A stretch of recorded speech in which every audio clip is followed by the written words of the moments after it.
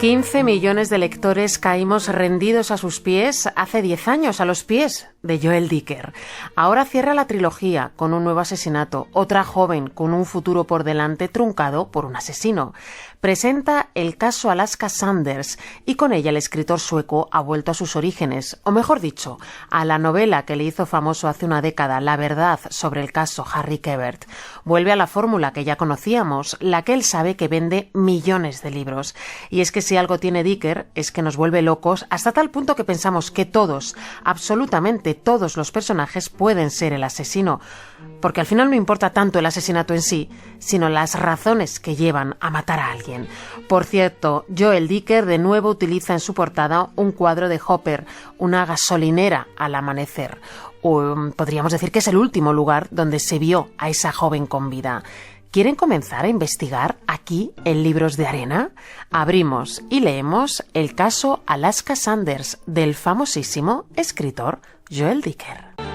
El día antes del asesinato. Viernes 2 de abril de 1999. La última persona que la vio con vida fue Lewis Jacob, el dueño de una gasolinera situada en la carretera 21. Eran las 7:30 de la tarde cuando se dispuso a salir de la tienda aneja a los surtidores. Se llevaba a su mujer a cenar para celebrar su cumpleaños. ¿De verdad que no te importa cerrar?, le preguntó a la empleada que estaba en la caja. Ningún problema, señor Jacob. Gracias, Alaska. Lewis Jacob se quedó un momento mirando a la joven. Una preciosidad, un rayo de sol, y tan simpática. En los 6 meses que llevaba trabajando allí le había cambiado la vida. ¿Y tú?, le preguntó. ¿Tienes planes para esta noche? Tengo una cita, sonrió. Por la cara que pones parece algo más que una cita. Una cena romántica, confesó ella. Walter es un chico con suerte, dijo Lewis, así que os van mejor las cosas. Por toda respuesta, Alaska se encogió de hombros. Lewis se arregló el nudo de la corbata en el reflejo de una luna del escaparate. ¿Qué tal estoy?, preguntó. Está perfecto. Venga, lárguese ya, que va a llegar tarde. Buen fin de semana, Alaska. Hasta el lunes. Buen fin de semana, señor Jacob. Volvió a sonreírle. Esa sonrisa no se le iba a olvidar nunca.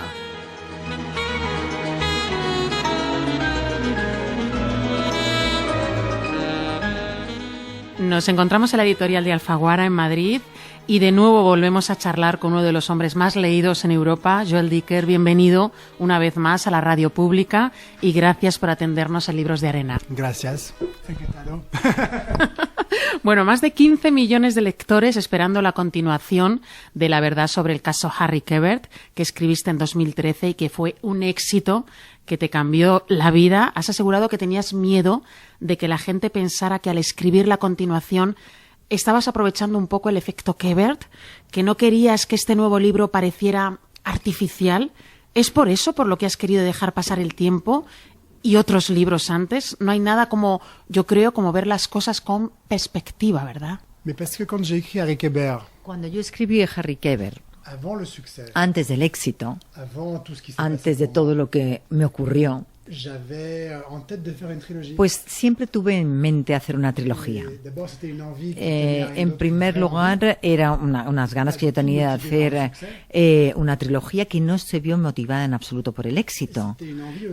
También quería hacer una trilogía porque al final de Harry Quebert murió una amistad y nacía otra. Una amistad nació entre Marcus Goldman y el policía. Y también se terminó la amistad entre Marcus y Harry Quebert. ¿Y qué pasía? Bueno, pues yo quería hablar de eso. Pero después del éxito de Harry Quebert, tenía la sensación de que no podía hacer la segunda parte de forma inmediata, porque hubieran pensado que estaba aprovechándome del éxito, un poco como en Hollywood. El 1, el 2, el 3, el 4, la séptima parte, ¿no? En fin, entonces decidí dejar pasar algo de tiempo. Escribí el libro de los Baltimore, que es la tercera parte de la trilogía, que es una saga de familia, no tiene nada que ver con Harry Quebert. Y luego escribí otros libros. Y pensé, bueno, pues algún día haré la segunda parte. Esa parte que va entre Harry Quebert y los Baltimore. Pero lo voy a hacer cuando sienta que ha llegado el momento. Y bueno, pues llegó ese momento en que sentí que había llegado el momento. Y nosotros no podemos estar más felices. Joel, siempre te hago la misma pregunta cuando hablamos. Si te pido que cierres los ojos y te digo el título de esta novela, El caso Alaska Sanders, ¿qué imagen estás viendo en este instante? Je vois la nature. Veo la naturaleza, veo los bosques de Nueva Hampshire, veo algo salvaje. Y creo que precisamente es eso también lo que resume el nombre de Alaska. Algo que es muy atractivo, desconocido al mismo tiempo, muy salvaje, quizá también peligroso. Hay una imagen muy impactante que es la de la portada, esa gasolinera. Qué importantes son las cubiertas para Joel Dicker, con esas pinturas que te llegan al alma de Hopper. Has asegurado que cuando miras alguno de sus cuadros y preguntas a alguien que ve, hablarán de todo lo que no está en el cuadro. Y es verdad, porque cuando miras su obra, ves lo que no está pintado. Y yo cuando miro esa gasolinera, estoy viendo lo que ha pasado antes y lo que ha pasado después. Oui, et tu le dis très bien. Sí, lo explicas muy bien. Vemos en Hopper cosas que no están en el cuadro. Y para un cuadro no deja de ser algo descabellado, ver lo que no está pintado. Y precisamente la fuerza que tiene Hopper hace que el espectador se haga cómplice del pintor, como si se saciara a él. No solamente el observador está ahí para admirar la pintura de Hopper, su técnica, todo el talento del pintor, sino que también está ahí como para dar continuidad a ese cuadro y preguntándose qué es lo que ha ocurrido o qué va a ocurrir. Porque la obra de Hopper es una obra que hace mucho trabajar la imaginación y creo que es una materia muy buena para un libro. Es una forma de decirle al lector, vas a trabajar. Y trabajamos mucho. En esta gasolinera trabaja Alaska Sanders y una mañana aparece muy cerca de ahí asesinada. No voy a contar nada más porque además siempre que hablamos intentamos no tocar mucho de lo que hay en el libro, pero ¿qué más puedes decirnos para que nuestros oyentes quieran comprar este libro? Oui, c'est l'histoire d'un meurtre. Se trata de la historia de un asesinato, sí, y también de las vidas que hay alrededor de esa muerte, antes y después. Alaska Sanders es una joven de 22 años que quiere ser actriz, que vive en una ciudad de Massachusetts de tamaño medio y que ha hecho algunos castings, pero no con mucho éxito. Y en la siguiente etapa de su vida, lo que quiere es ir a Nueva York o a Los Ángeles y quizá convertirse en una estrella. Pero en lugar de ir a Nueva York o a Los Ángeles, de un día para otro se va y se instala en una pequeña ciudad de Nueva Hampshire. Mount Pleasant es el nombre de esta ciudad, una ciudad donde no ocurre gran cosa. Encuentra un trabajo en una gasolinera y no sabemos muy bien por qué está ahí, qué ha ocurrido, qué hace ahí. Y de repente es asesinada. Y ahí empieza la investigación. Y ahí nos paramos nosotros. Los escenarios, Joel, otra vez se sitúan en la costa de Maine, donde veraneabas habitualmente. Es un pueblecito, como decías, del estado de New Hampshire, casi en la frontera con Canadá. Me encanta. Como dice uno de los personajes, los crímenes en las ciudades pequeñas son siempre historias sórdidas. Sí, porque en una pequeña ciudad, en un pueblo, en general nos encontramos. Los asesinatos ahí afectan a todo el mundo. Todo el mundo parece que puede tener una relación. La probabilidad de que el asesino conozca a la víctima es grande. comparado con una gran ciudad, donde puede ser que haya sido por razones de que un robo que no haya salido bien, qué sé yo. Sin embargo, en una ciudad pequeña, en un pueblo, sobre todo en esa región de New Hampshire, de Maine, que son lugares muy tranquilos, muy seguros en principio, si se produce un asesinato es que hay algo detrás. En general no es algo gratuito, no es que haya habido un robo y haya salido mal la cosa y haya tenido que morir a alguien. Hay una historia de verdad detrás. Una de las cosas que más me gustan cuando me meto en el mundo de Joel Dicker es la manera en que se estudian los asesinatos, la manera en que se investigan los casos, porque no te centras en la ciencia que disponemos hoy en día, que nos permite pues ver a los sospechosos en cámaras o con una simple huella digital ya sabemos quién es. Esa tecnología, tengo la sensación, por lo menos es lo que yo siento al leer libros de género negro, que estropea un poco la narración.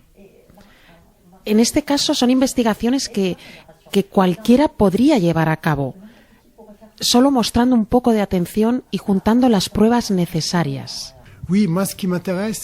Sí, lo que me interesa a mí es precisamente una investigación artesana.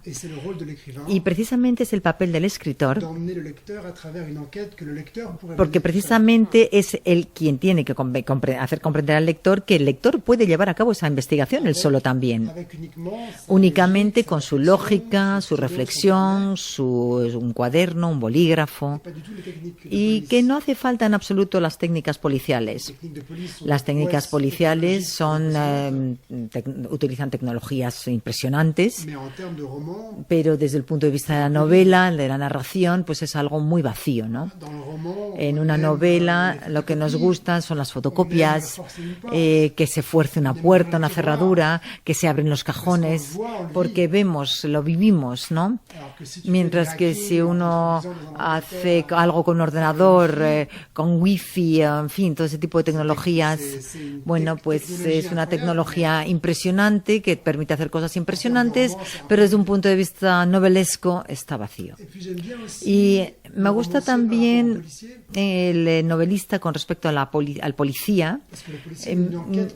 Me gusta porque, vamos a ver, un policía lleva a cabo una investigación porque es su trabajo, es su oficio, mientras que un escritor lo hace porque tiene otra motivación, por convicción. Y entonces eso hace que sea mucho más intensa la cosa. Yo creo que al final lo importante es que Joel Dicker no busca el lado sangriento del asesinato, sino las razones que condujeron a matar a una persona. Casi, a lo mejor exagero un poco, Joel, pero casi podríamos decir que el asesinato es un pretexto para mostrar el alma humana, todas sus caras. Sí, pero la novela policíaca realmente es el tipo de género que nos permite hacer más cosas. Es decir, es un género que ofrece una libertad total al escritor, porque alrededor de un asesinato puede ocurrir cualquier cosa. Y una investigación policial de un asesinato nos permite entrar en cualquier universo enorme.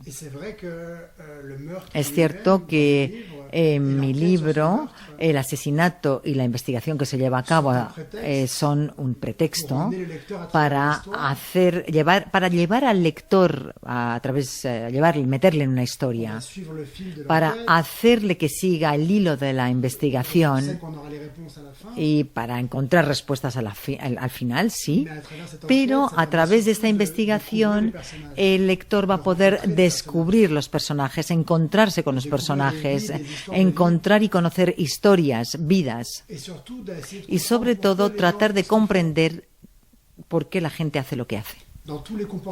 En toda conducta alrededor de un asesinato, y no solamente me refiero al asesino, sino todas las conductas que hay, el testigo, el que ha dado testigo falso, el que sabía que no tenía que hablar. ¿Por qué todo esto? ¿Por qué ocurre? ¿Por qué esas conductas? Y la respuesta al encontrar esas respuestas hay que meterse en la vida de la gente. Por ejemplo, no podemos contar mucho, pero por ejemplo, el pasado obsesiona a los personajes, les persigue, lo intentan esconder, se obsesionan con el pasado. Es muy importante. Supongo que hay otra palabra unida al pasado que es la redención. Cómo esas personas buscan ser capaces de avanzar con sus vidas cargando con ese pasado tan difícil a sus espaldas, ¿no? Et la question, c'est surtout Sí, y se trata sobre todo de ver cómo podemos vivir con nuestra vida pasada, con esa carga, con ese equipaje que llevamos, ¿no? Esa mochila de todo lo que nos ha ocurrido, de quienes hemos sido, de lo que hemos hecho, de lo que no hemos hecho. Evidentemente en mis novelas siempre utilizo ejemplos muy fuertes, ejemplos como el de un asesinato, los sentimientos de culpabilidad que son muy potentes, en fin. Pero yo creo que se trata de contar un poco lo que tenemos en nuestro interior, nuestra historia vital, sin necesidad de tener dramas insoportables, ¿no? Todos nuestros lamentos, todas nuestras culpas, toda nuestra culpabilidad, lo que sentimos, y todo eso al mismo tiempo siendo capaces de vivir con nosotros mismos. Yo soy quien soy como soy. Y no puedo hacer nada al respecto. Y de todas formas poder seguir adelante. Poder seguir adelante, esa es la clave. Marcus, han pasado solo 6 meses para que se sitúen un poco nuestros oyentes desde el primer libro, que es donde arranca este libro. Pero cuando lo creaste, es curioso porque él era mayor que tú. Y ahora tú eres mayor que él. Es bonito porque yo creo que es un modo de seguir a su lado, ¿no? De manera diferente porque tú has cambiado, pero la esencia es la misma, ¿no?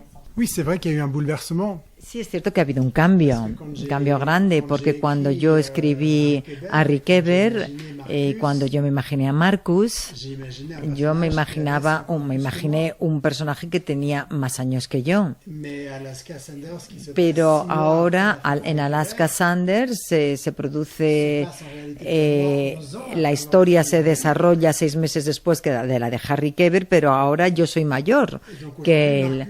O sea que hoy digamos que Marcus no tiene 5 años menos que yo, sino que yo tengo 6 más que él. Y nos hemos convertido en personas muy distintas. Para empezar, nunca fuimos parecidos, pero yo digamos que he vivido etapas que todavía él no ha vivido. Tengo hijos, me he casado. Son etapas que han cambiado, que me han cambiado, ¿no? Y Marcus todavía no ha pasado por ahí. O sea que cuando yo escribí Harry Kéber, yo miraba a Marcus con una especie de admiración, ¿no?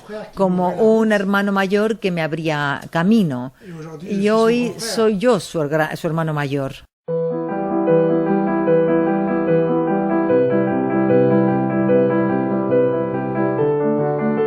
Durante el invierno de 2008, pocos meses antes del caso Harry Kéber y más o menos 2 años antes de los acontecimientos de los que trata este libro, tuve un parón de escritura aterrador. Con la esperanza de recobrar la inspiración, pasé unas semanas en casa de Harry Kéber. Llevaba 19 días instalado en casa de Harry, esa impresionante casa a orillas del océano. Llevaba 19 días esforzándome en vano en poner en pie la trama de mi siguiente novela, pero era incapaz de escribir la primera línea. Tenía un contrato que me obligaba a entregar el manuscrito a finales de junio. Mi editor, Roy Barnaski, amenazaba con llevarme a los tribunales si no cumplía. Me pasaba la mayor parte del tiempo en el despacho de Harry, en la planta baja. Esa mañana estaba mirando con desesperación las páginas vírgenes que tenía desparramadas delante, y eso que el ambiente no podía ser más propicio para escribir. Como música de fondo, la Callas interpretaba Casta Diva, mientras que por la ventana se veía una lenta y sedante nevada. Teniendo buen cuidado de no hacer el menor ruido, Harry entró de puntillas y me puso delante una taza humeante de café y unos dulces.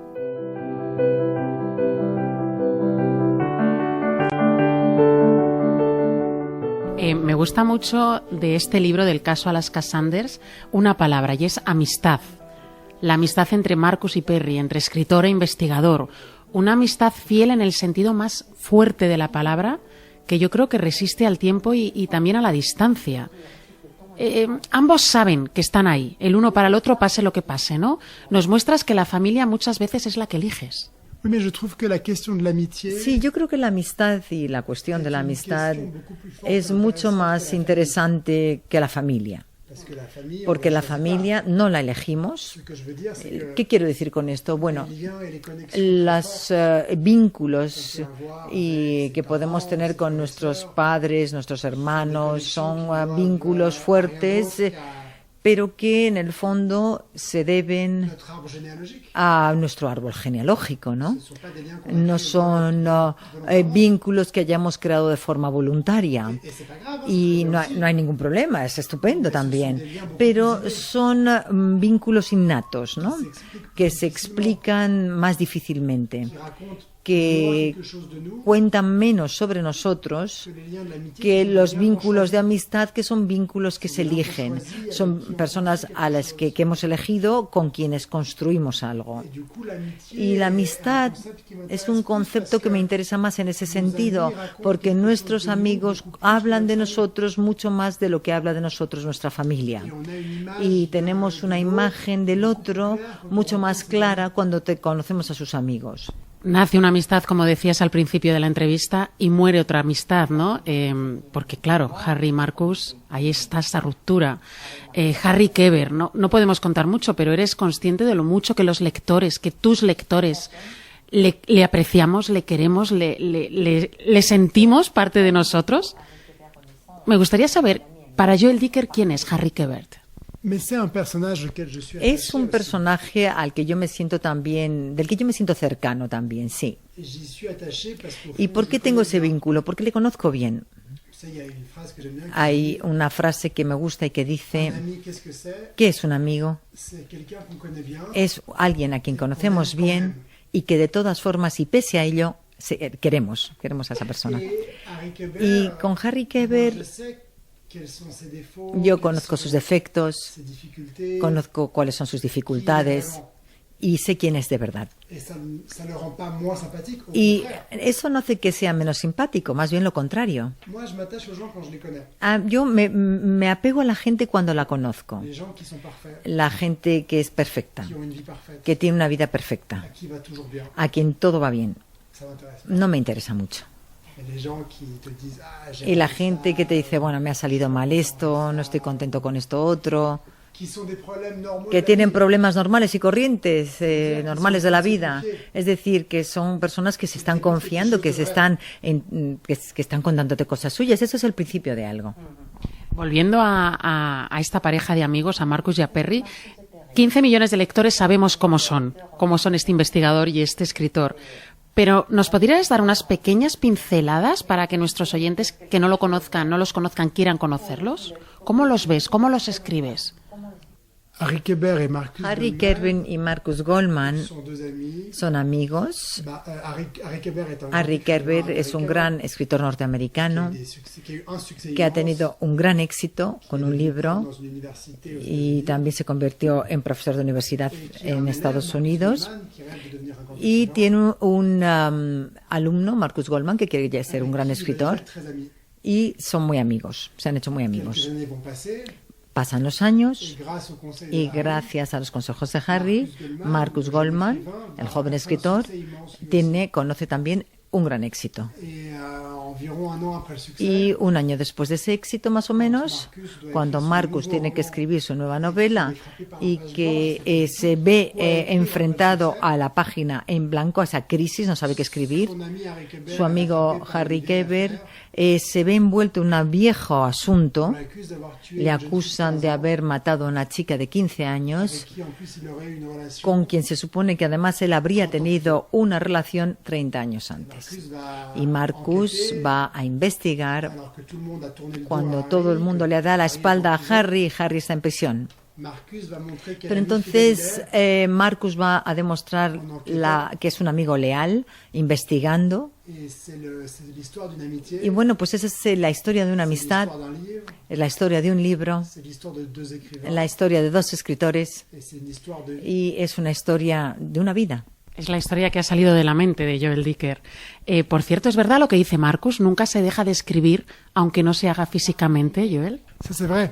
Es cierto, sí. C'est la beauté et l'enfer de Esa l'écriture. es la belleza y el infierno del C'est escritor. que ça n'arrête jamais. Eso es algo que nunca cesa. Et il y a un côté très plaisant parce que Hay c'est una très parte que es un placer, evidentemente, porque estimula mucho, porque siempre estás montando un libro, ¿no? Encajando las piezas de un libro y eso es algo muy agradable, por eso escribo.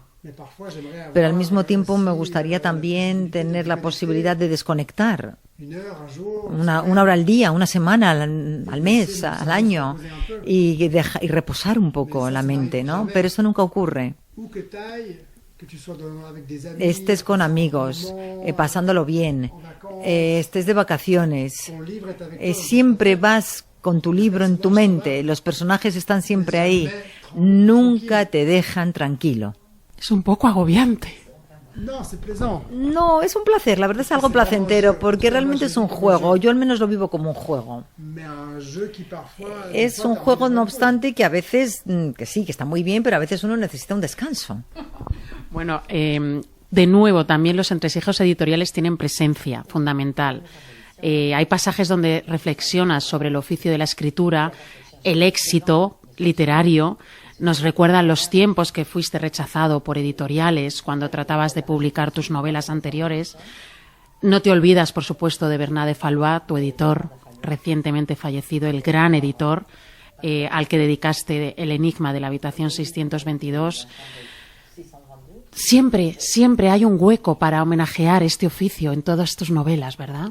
Oui, mais alors de parler de Bernard aussi. Hablar de Bernard también.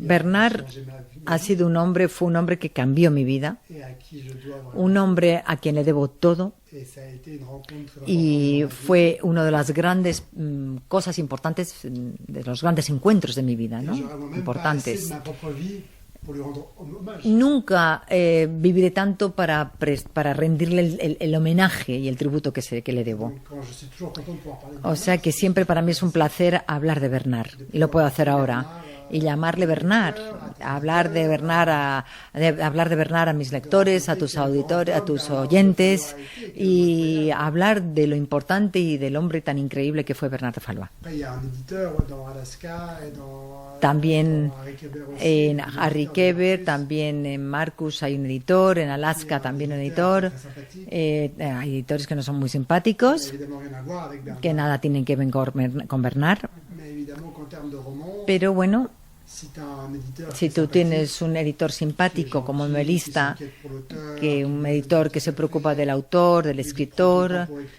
que le anima y le apoya, en termes de roman, c'est pas très intéressant. bueno, escribir de un editor así en una novela no es muy Si interesante. tu as un éditeur qui est méchant, Ahora, si es un qui te editor fait la pression, desagradable, que te presiona, que que te fuerza a escribir el libro porque si no te lleva a juicio, un personnage qui doit bueno, être plus pues fort. ese personaje es mucho más explosivo para una novela, ¿no? Bueno, ya terminamos trilogía cerrada con la verdad sobre el caso Harry Kéber, el libro de los Baltimore y el caso Alaska Sanders.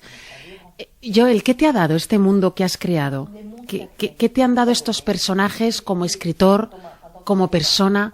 ¿Qué tienes que no tenías antes o pensabas que no tenías? J'ai surtout une grande expérience, Sobre todo, tengo una enorme une experiencia, expérience qui grandit, o digamos que es una experiencia que cada vez es mayor. expérience de l'écriture, Experiencia como escritor, experiencia et cette, con los cette libros. trilogie en particulier, Y esta trilogía en particular ha sido una experiencia estupenda. d'avoir écrit un pan de la vie de Marcus Gold. Primero he podido escribir desde el punto de vista de Marcus Goldman, a través de sus investigaciones, la propia investigación sobre sí mismo, a través de sus amigos, como he dicho antes, porque también conocemos, como he dicho antes, a alguien a través de sus amigos, a través de su familia también. Y luego escribir esta trilogía, en la que he escrito primero la primera parte, la tercera y luego la segunda, es una trilogía, por tanto, que se puede leer en cualquier sentido, ¿eh? Podemos empezar por el tercero, por el segundo, por Alaska, el uno. No podemos hacer cualquier combinación posible porque los libros se pueden leer de forma independiente. Pero al mismo tiempo están conectados. Y todo eso ha sido una experiencia muy enriquecedora. Además, para mí, esto demuestra que lo más importante, sobre todo en lo que respecta al éxito, es ser fiel a uno mismo, seguir soñando, ser fiel a lo que es importante para uno como escritor y no a lo que es importante para el éxito o para el lector. Porque vivimos en un mundo en el que esperamos demasiado de los demás. El mundo de Facebook, de Instagram, de la imagen que se proyecta al exterior. Esperamos que nos validen como personas a través de los demás, que sean los demás que nos dan nuestra validez como persona. Pero la única persona que puede uno validarse a sí mismo es uno mismo. Y yo creo que en ese sentido esta trilogía ha sido una buena enseñanza. No voy a ser nada original. ¿Le has dicho ya adiós a Harry Quebert? Pues no lo sé del todo. Tengo la sensación de que sí, pero al mismo tiempo tampoco puedo prometer nada. Quizá dentro de unos años siento ganas de retomar este personaje. ¿Quién sabe? No hay que hacer promesas. No hay que hacer promesas cuando uno escribe un libro porque hay que mantener esa libertad, hay que conservarla. Hay que hacer lo que uno tiene ganas de hacer. Y no decir, venga, hace 10 años en Madrid, en la radio, dije que iba a escribir, dije que Harry Quebert se había terminado y ahora tengo ganas. No. La trilogía está claro que ha acabado, porque una trilogía está compuesta de 3 libros. Ya he terminado lo que quería hacer. Ahora bien, si un día quiero añadir otro libro y de convertir la trilogía en una tetralogía, no lo sé, quizá sí, quizá no. Ya última pregunta, cuando nosotros cerremos los ojos después de leer este último libro, ¿qué te gustaría que viésemos? ¿Qué te gustaría que sintiésemos al cerrarlo y leer la última página? De l'apaisement. Pues tranquilidad, porque ha pasado todos los torbellinos de esas vidas, los ha experimentado. Y digamos que se quedará esa idea de que a pesar de atravesar momentos sombríos y difíciles, todo puede repararse. Pues nos vamos a quedar con esa calma, Joel Dicker y el caso Alaska Sanders, publicado por Alfaguara. Gracias por este universo que has creado y gracias por escribir con las mismas ganas y la misma ilusión que el primer día, que eso los lectores lo notamos. Gracias de corazón, Joel. Muchísimas gracias.